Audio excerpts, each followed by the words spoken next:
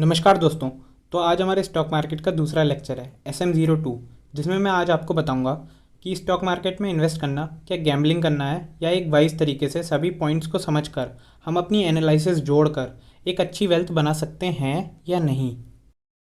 आज के टाइम पर जब भी कोई पर्सन स्टॉक मार्केट में इन्वेस्ट करना स्टार्ट करता है या करने की सोचता भी है तो उसके घर वाले या उसके फ्रेंड्स बहुत से लोग उससे मना करते हैं और पता नहीं कौन कौन से तरीके की कहानियाँ सुनाते हैं कि हमारे दोस्त का पैसा ऐसे डूब गया, उनका पैसा ऐसे डूब गया और पता नहीं क्या क्या बातें बताते हैं। तो अब आप ये निफ्टी 50 का चार्ट देखिए और पूरे लॉन्ग रन में देख कर बताइए कि आप स्टार्टिंग पॉइंट से या किसी भी पॉइंट से एंट्री लेके लॉन्ग रन में एक लॉन्ग टाइम के लिए इन्वेस्टमेंट करते तो एक अच्छी वेल्थ बना पाते या नहीं।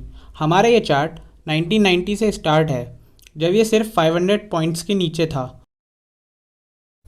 हमारा निफ्टी 50 चार्ट शुरू हुआ था 3 अप्रैल 1979 को विद 124.15 पॉइंट्स और आज 15,000 पॉइंट्स के पास ट्रेड कर रहा है। आप ग्रोथ देखिए, सिर्फ 124 पॉइंट से 15,000 पॉइंट्स।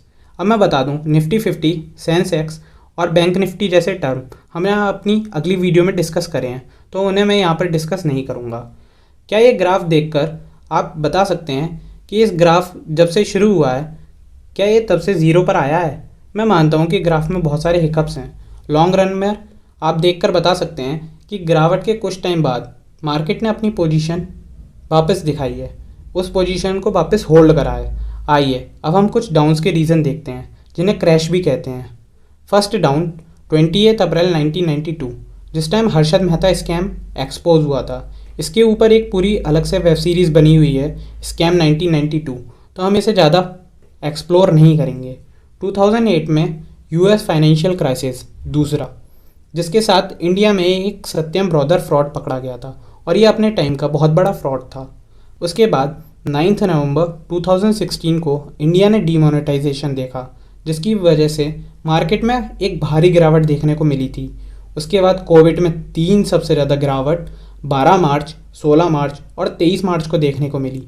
बट इन सब के बाद भी क्राइसिस, फ्रॉड, लॉकडाउन इन सब का सामना करा और वापस अपनी पोजीशन होल्ड करी। अब इतने नेगेटिव के बाद एक पॉजिटिव भी देख लीजिए। 2014 में मोदी जी की सरकार बनी और 2014 पे एक अपराइट पुश आपको देखने के लिए मिलेगा, इसलिए क्योंकि एक पूर्ण बहुमत सरकार बनी थी विद पॉजिटिव एट्रीब्यूट्स के साथ। मार्केट ने ऊपर की तरफ रुख लिया था। लोगों की आशाएं थी कि सरकार इकोनॉमी के लिए कुछ अच्छे कदम उठाएगी, जिसमें मार्केट पे एक अच्छा असर पड़ेगा। अब आप हमारी इंडियन GDP का चार्ट देखिए और इसे कंपेयर करिए, आपको बहुत सारी सिमिलैरिटीज़ मिलेंगी। हम कह सकते हैं कि इकोनॉमी और मार्केट आपस में इंटरकनेक्टेड हैं। तो अगर आपको लगता है कि इंडियन इकोनॉमी आने वाले टाइम पर और अच्छा करेगी, जो कि अनडाउटेडली करेगी ही, तो आपको इन्वेस्ट करना ज़रूरी है। जब हम छोटे थे तो हमें सिंपल इंटरेस्ट और कंपाउंड इंटरेस्ट पढ़ाया जाता था। उस टाइम मुझे कंपाउंड इंटरेस्ट में बिल्कुल इंटरेस्ट नहीं था, अच्छा भी नहीं लगता था, ना समझ आता था। कंपाउंडिंग का यूज़ कहाँ है, ये तो सबसे मेजर प्रॉब्लम थी। बट ये मार्केट माय फ्रेंड एक ऐसी जगह है जहाँ आपको कंपाउंडिंग की रियल वैल्यू समझ आएगी, कैसे 1000 रुपीज़ भी करोड़ बन सकते हैं, और ये मार्केट आपको करके दिखा सकता है। अब मैं आपको इसके कुछ एग्जाम्पल देता हूँ, जिससे आपको फिगर क्लियर होगा और आपका इंटरेस्ट बनेगा। पहला, अवंती फीड लिमिटेड कंपनी, जिसने अपनी वैल्यू का अप्रॉक्स 34,000% रिटर्न दिया है। दूसरा, सफारी इंडस्ट्रीज़, जिसने अपनी वैल्यू का अप्रॉक्स 8,625% रिटर्न दिया है। तीसरी कंपनी, भारत रसायन, अप्रॉक्स 8,307% रिटर्न दिए हैं। बजाज फाइनेंस अप्रॉक्स 13,131% रिटर्न दिए हैं। अब ये जो कंपनी मैं आपको बताने जा रहा हूँ, इसका आपने नाम सुना होगा, Relaxo footwears, with approx 6,285% returns with in 10 years. चलिए अब मैं आपको थोड़ा नाउंड कंपनी की तरफ ले चलता हूँ, जिससे और ज़्यादा फिगर क्लियर होगा। अब आप ये रिलायंस का ग्राफ देखिए और इसे देखकर बताइए कि इन्वेस्टमेंट करे हुए किसी भी पॉइंट से आज के टाइम पर क्या ग्राफ ऊपर की तरफ अपलिफ्ट हुआ है या नीचे की तरफ गया होगा थोड़ा बहुत, बट उसने अपनी पोजीशन को वापस पकड़ा, अपनी इंट्रिंसिक वैल्यू को वापस पकड़ा और वो ऊपर की तरफ बढ़ा। ऐसे ही अब आप ये HDFC का चार्ट देखिए, इसमें भी आपको रिलायंस की तरह सेम चीज़ करती हुई दिखेगी। हाँ, मैं मानता हूँ कि कुछ डाउन्स होते हैं, मार्केट फॉल होने के बहुत सारे रीजंस होते हैं, बट अगर हम उन रीजंस को सही तरीके से स्टडी करें तो हम अगले रीज़न पर तैयार रह सकते हैं अपने आप को कि हमारा कितना लॉस हम झेल सकते हैं और हम उससे ज़्यादा प्रॉफिट अपना बना पाएंगे। अब इतनी सारी कंपनीज़ के बारे में आपको बताया है, तो अब आप ये देखिए कि आप इन अच्छी अच्छी कंपनीज़ में कहीं पर भी इन्वेस्ट करेंगे तो क्या आपकी वेल्थ बनेगी या नहीं बनेगी। अब हम कुछ हद तक समझ सकते हैं कि पैसा इन्वेस्ट करना क्यों ज़रूरी है। तो लॉन्ग रन में एक नॉर्मल व्यक्ति अच्छी होप के साथ इन्वेस्ट कर सकता है। तो ये था आपका पहला मिथ कि मार्केट जो होता है वो आपको हमेशा लॉस देता है। ऐसा बिल्कुल नहीं है। अभी आपने देखा, ग्राफ्स देखे कि कैसे कोई कंपनी या हमारा जो मार्केट है वो एक लॉन्ग रन में कैसे हमें प्रॉफिट बना के देता है। आप शॉर्ट टर्म में भी ये पैसा कमा सकते हैं, बट उसके लिए आपको कंपनी को फंडामेंटली एनालाइज कैसे करते हैं ये आना चाहिए, जो कि हमने अपने आने वाली वीडियोज़ में आपको धीरे धीरे करके सिखाया है। और आप शॉर्ट टर्म में कैसे पैसा बना सकते हैं, कब कौन से शेयर को बाय करना है, कौन से शेयर को ख़रीदना है, ये चीज़ हमने अपने कोर्स में पूरी तरीके से इंट्रोड्यूस करी है। आप आगे तक सारी वीडियोस देखें। अब जो लोगों का दूसरा सबसे बड़ा मिथ होता है कि मार्केट का कोई ऐसा व्यक्ति जो ऑलरेडी मार्केट को बहुत अच्छी तरीके से जानता हो या उसका बैकग्राउंड मार्केट से रिलेटेड हो, सिर्फ वो व्यक्ति ही मार्केट से पैसा बना सकता है। तो ऐसा बिल्कुल नहीं है। अब मैं आपको दुनिया के कुछ पावरफुल इन्वेस्टर्स के नाम और उनकी नेटवर्थ बताता हूँ।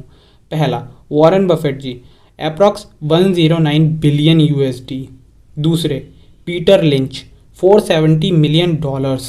Bill grass, $2.6 billion. अब मैं आपको हमारे देश के कुछ पावरफुल इन्वेस्टर्स के नाम बताता हूँ जो कि इंडिया के हैं। नेटवर्थ और उनकी education, according to Forbes, Rakesh Jhunjhunwala, education CA with net worth $4.3 billion. Radha Kishan Damani, undergraduate. आप देखिए, सर ने अभी तक ग्रेजुएशन भी कंप्लीट नहीं की है और इनकी net worth $14.5 billion. Ramesh Damani, 11,000 crore. Vijay Kedia, BCom with 425 crore. Porinju Veliyath, law graduate, stock market से कोई रिलेशन नहीं बट एक पावरफुल इन्वेस्टर। तो क्या बहाना बचता है अब आपके पास इन्वेस्ट ना करने के लिए।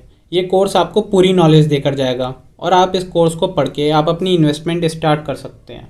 हमारे एक बहुत पावरफुल इन्वेस्टर पोरिंजू वेलियत जी ने कहा है, one only needs common sense to make money in stock market. यानी जिसको बहुत बेसिक नॉलेज है और अगर वो न्यूज़ पर भी फोकस करके इन्वेस्टमेंट करे तो एक बहुत अच्छा प्रॉफिट बना सकता है, एक ऐसी वेल्थ बना सकता है जो हम सिर्फ सोचते हुए आए हैं। अब मैं इस वीडियो को समराइज़ कर रहा हूँ। अगर सही तरीके से सही स्टॉक्स पे इन्वेस्टमेंट करी जाए तो हम एक बहुत अच्छी वेल्थ क्रिएट कर सकते हैं।